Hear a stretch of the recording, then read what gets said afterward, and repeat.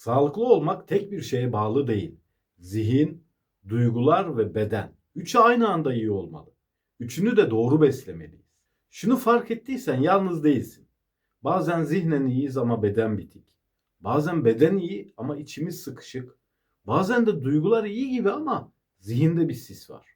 Çünkü biz tek parçalı canlılar değiliz. Üç sistem aynı anda çalışıyor. Sende hangisi daha baskın oluyor?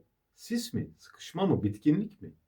Bu videoda bütünsel sağlık vizyonuna odaklanacağız ve üç beyin metaforuyla kalp, bağırsak ve beynin birbirini nasıl etkilediğini göreceğiz. En sonunda da günlük hayatta uygulayabileceğin kısa bir protokol önereceğim. Sade, karmaşık ya da yorucu değil. Hadi önce şu çerçeveyi netleştirelim. Üç beyin derken kafamızın içinde üç tane beyin var demiyorum. Buradaki beyin kelimesi metafor. Çünkü üç merkezde sürekli bilgi topluyor, değerlendiriyor ve birbirine sinyal gönderiyor. Ve bu merkezler tek tek çalışmıyor. Aralarında bir eksen var.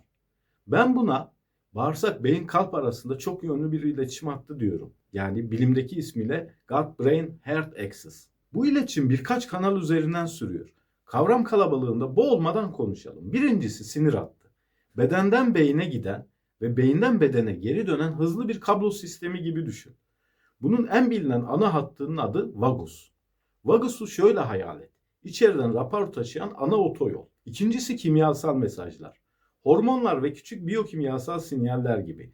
Bazen enerjiyle, bazen iştahla, bazen de stres yanıtıyla çalışır. Üçüncüsü bağışıklık ve inflamasyon sinyalleri.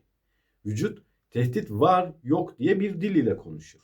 Bu dil yükselince zihin daha gergin, bedenin daha yorgun çalışması şaşırtıcı değildir. Şimdi bu eksenin içindeki 3 merkezi 3 basit isimle oturtalım. Videonun geri kalanında aklında hep bu kalsın. Bir bağırsak, hissettiren beyin. Çünkü bağırsak enerji durumunu ve bedenin rahat mı, alarmda mı olduğunu hissettir. Zihnin sisli olması bazen düşünce sorunu değil, içeriden gelen düzensiz sinyallerin sonucu olabilir. 2. Kalp, hisseden beyin. Çünkü kalp ritmi ve nefesle birlikte o anki duygusal tonun bedendeki imzasını taşır. Sıkışma, ferahlama, hızlanma, sakinleşme.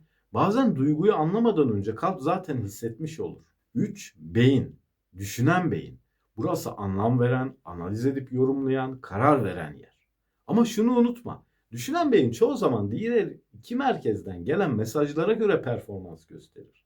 Tek başına çalışmaz. Yani bütünsel sağlık dediğimiz şey bu üç merkezin uyumlanması, birbirini destekleyerek çalışması.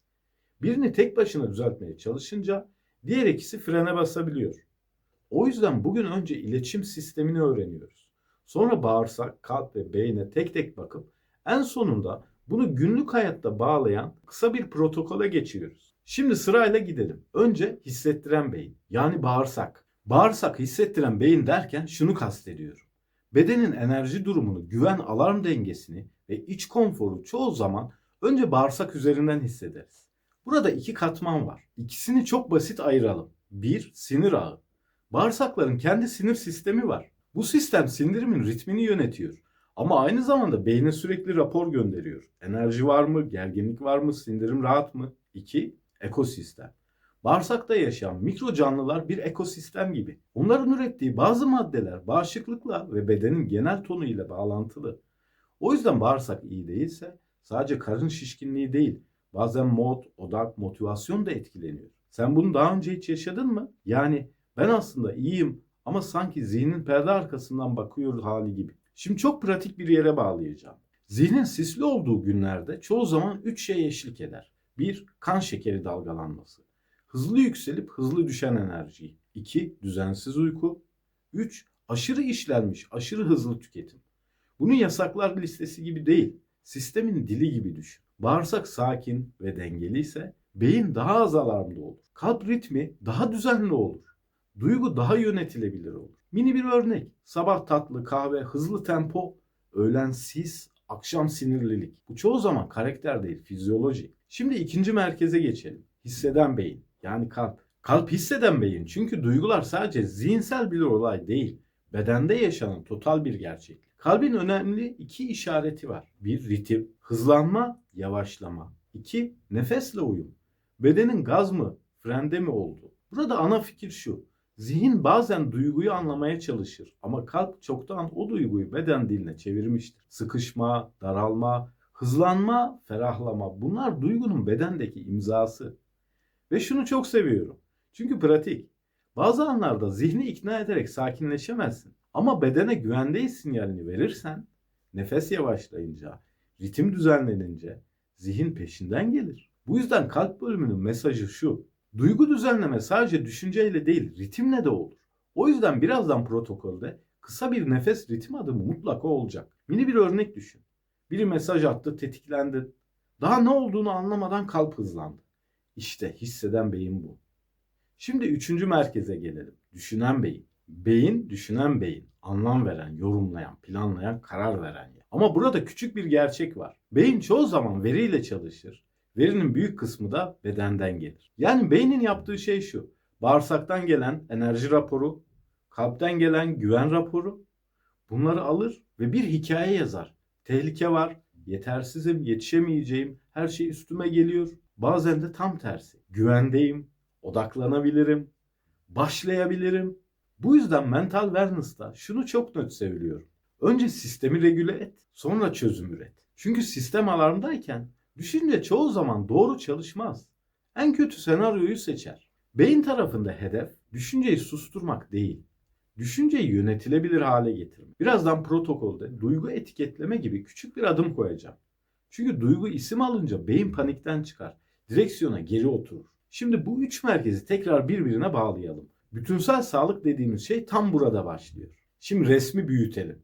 Bağırsak hissettirir, kalp hisseder, beyin düşünür. Ve bu üçü birbirini sürekli etkiler. Bağırsakta dengesizlik varsa beden alarmda kalır, kalp ritmi daha hassas olur, beyin daha kaygılı senaryolar üretir. Kalp sürekli alarm modundaysa beyin tehdit var sanır, sindirim sıkışır, bağırsak daha da hassas. Beyin sürekli felaket senaryosu yazarsa beyin stres hormonlarıyla yaşar, ritim bozulur, sindirim etkilenir. İşte buna ben bütünlük diyorum. Sağlık tek bir bölmeyi düzeltmek değil, üç sistemi aynı anda uyumlamak.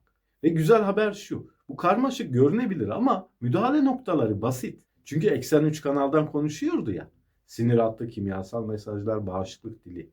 Biz de buna günlük hayatta 3 ana kaldıraçla dokunabiliyoruz. 1.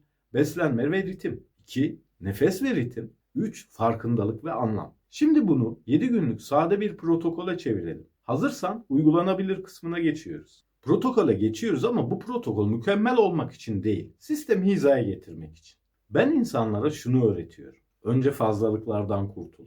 Çünkü yeni bir şey eklemek istiyorsan önce yer açman lazım. Bunu 3 merkeze 3 basit cümleyle bağlayalım. Bağırsak, şeker ve fazla rafine karbonhidratı azaltmamız lazım. Kalp, öfke ve nefreti büyüten döngülerden uzak durmamız lazım. Beyin, zihni kötü besleyen çevresel ve dijital kaynakları kısmamız lazım. Bu 7 günün amacı mükemmel rutin değil. Sistemi yoran yükleri azaltıp bütünlüğe alan açmak.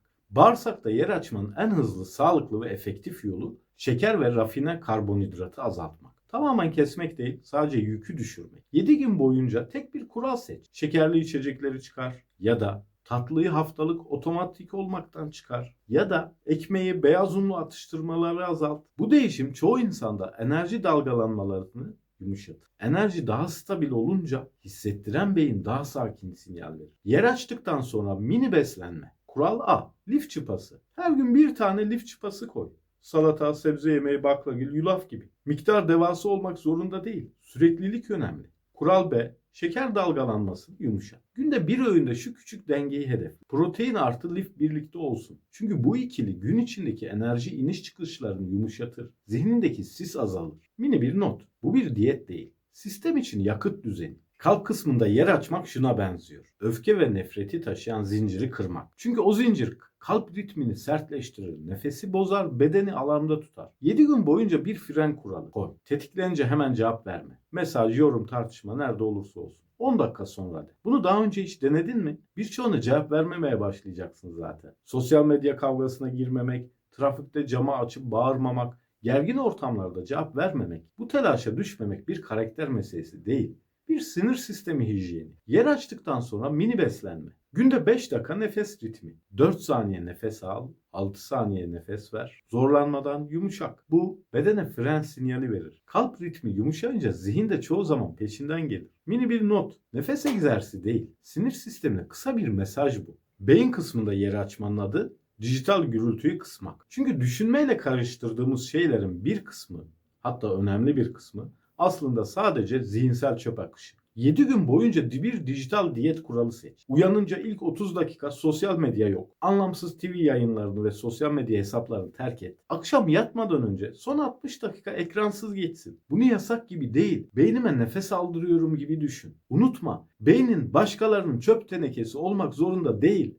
Yer açtıktan sonra mini beslenme. 2 dakika duygu etiketleme. Şu an şunu hissediyorum. Bedenimde şunu hissediyorum. Bunu tetikleyen şey şu olabilir. Burada amaç çözüm bulmak bile değil. Sadece duyguyu isimlendirme. Duygu isim alınca beyin panik modundan çıkar ve yönetim geri gelir. Şimdi hepsinin kilidi olan en güçlü kaldıraca gelelim. Uyku ritmi. 7 gün boyunca tek bir hedef koy. Her gün mümkün olduğunca benzer saatte yat ve kalk. Mükemmel değil, benzer. Çünkü uyku ritmi düzeldikçe bağırsak daha düzenli çalışır, kalp daha dengeli olur, beyin daha az alarm üretir. Bu 7 gün boyunca kendini test etmek için tek bir şey yap. Her akşam 30 saniye ayırıp 0'dan 10'a puan ver. Bugün enerjim 0-10. İç sıkışma, gerginlik, zihin açıklığı, bu kadar. Çünkü izlemek sistemi eğitir. Şimdi bu videoda konuştuklarımızı özetleyelim. 3 beynin var ve bunları doğru beslemeye başlarsan hem fiziksel hem psikolojik sağlığında ciddi fark yaratırsın. Ve ana kurallar. Yer açmadan beslemek zor.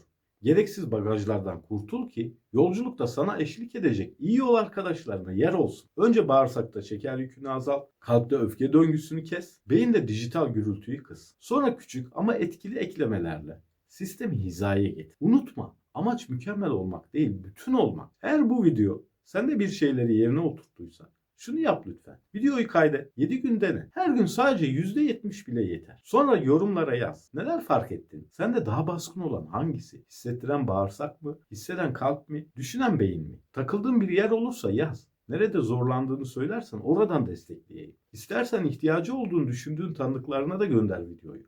Hep beraber bütünsel sağlık bilincini büyütelim.